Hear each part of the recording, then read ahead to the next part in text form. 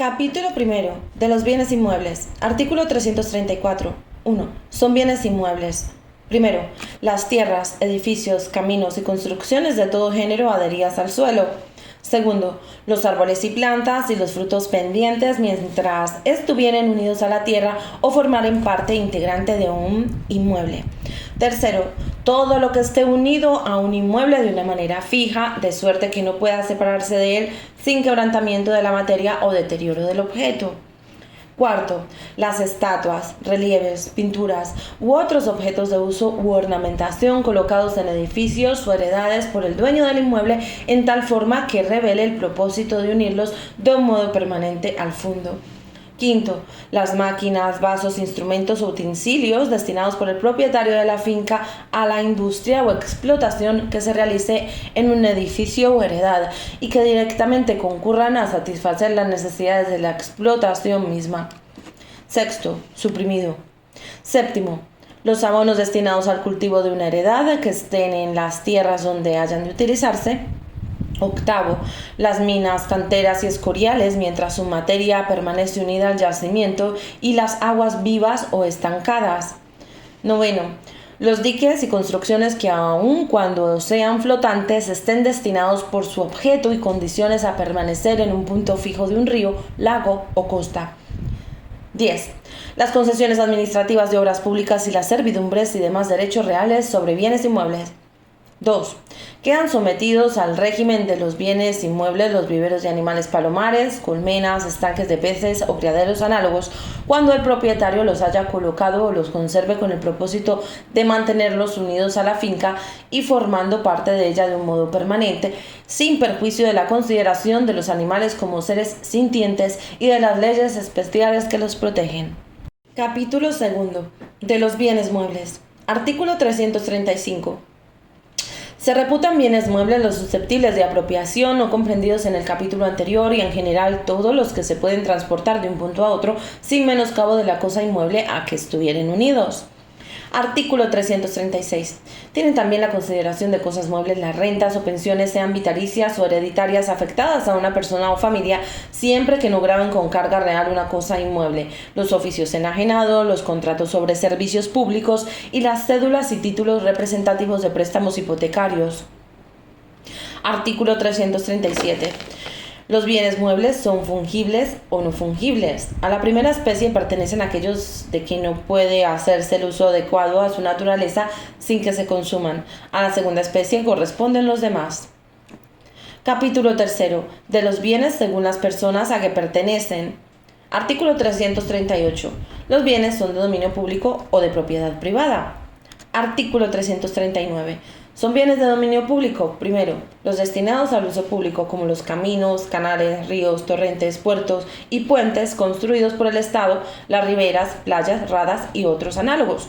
Segundo, los que pertenecen privativamente al Estado, sin ser de uso común y están destinados a algún servicio público o al fomento de la riqueza nacional como las murallas, fortalezas y demás obras de defensa del territorio y las minas mientras que no se otorgue su concesión. Artículo 340. Todos los demás bienes pertenecientes al Estado en que no concurran las circunstancias expresadas en el artículo anterior tienen el carácter de propiedad privada. Artículo 341. Los bienes de dominio público cuando dejen de estar destinados al uso general o a las necesidades de la defensa del territorio pasan a formar parte de los bienes de propiedad del Estado. Artículo 342. Los bienes del patrimonio real se rigen por su ley especial y en lo que en ella no se halle previsto por las disposiciones generales sobre la propiedad particular se establecen en este código. Artículo 343. Los bienes de las provincias y de los pueblos se dividen en bienes de uso público y bienes patrimoniales. Artículo 344.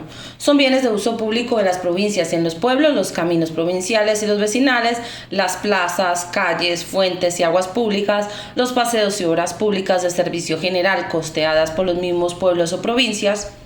Todos los demás bienes que unos y otros posean son patrimoniales y se regirán por las disposiciones de este código, salvo lo dispuesto en leyes especiales. Artículo 345. Son bienes de propiedad privada, además de los patrimoniales del Estado, de la provincia y del municipio, los pertenecientes a particulares, individual o colectivamente. Disposiciones comunes a los 3 capítulos anteriores. Artículo 346. Cuando por disposición de la ley o por declaración individual se use la expresión de cosas o bienes inmuebles o de cosas o bienes muebles, se entenderán comprendidos en ella respectivamente los enumerados en el capítulo primero y en el capítulo segundo. Cuando se use tan solo la palabra muebles, no se entenderán comprendidos el dinero, los créditos, efectos de comercio, valores, alhajas, colecciones científicas o artísticas, libros, medallas, armas, ropas de vestir, arreos de caballerías o carruajes, granos, caldos y mercancías, ni otras cosas que no tengan por principal destino amueblar o alhajar las habitaciones, salvo el caso en que del contexto de la ley o de la disposición individual resulte claramente lo contrario. Artículo 347. Cuando en venta, legado, donación u otra disposición en que se haga referencia a cosas muebles o inmuebles se transmita su posesión o propiedad con todo lo que en ella se halle, no se entenderán comprendidos en la transmisión el metálico, valores, créditos y acciones cuyos documentos se hallen en la cosa transmitida, a no ser que conste claramente la voluntad de extender la transmisión a tales valores y derechos. Título segundo. De la propiedad. Capítulo primero. De la propiedad en general.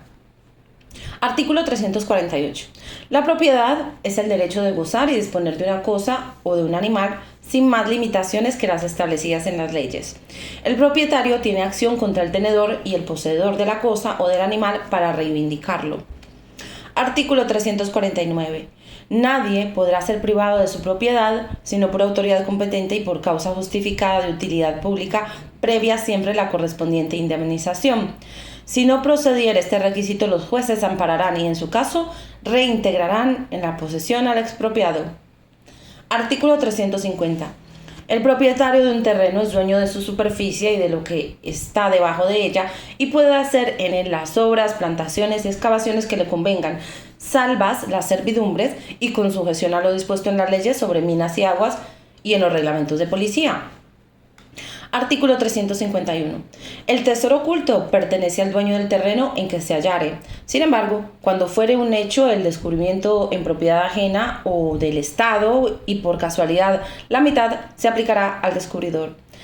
Si los efectos descubiertos fueren interesantes para las ciencias o las artes, podrá el Estado adquirirlos por su justo precio, que se distribuirá en conformidad a lo declarado.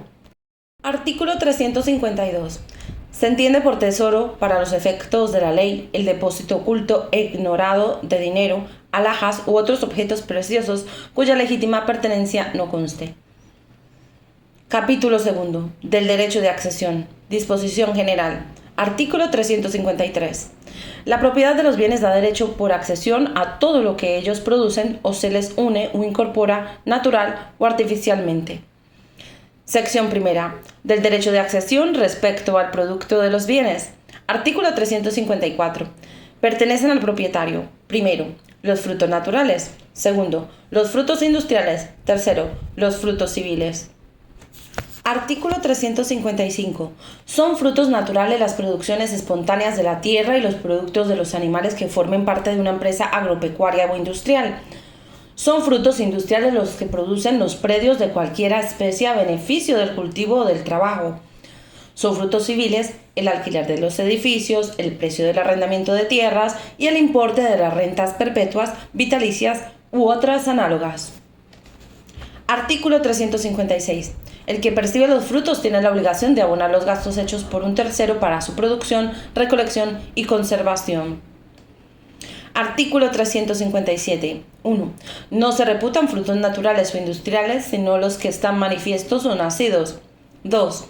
En el caso de animales, solo en la medida en que sea compatible con las normas destinadas a su protección, las crías quedan sometidas al régimen de los frutos desde que estén en el vientre de su madre, aunque no hayan nacido.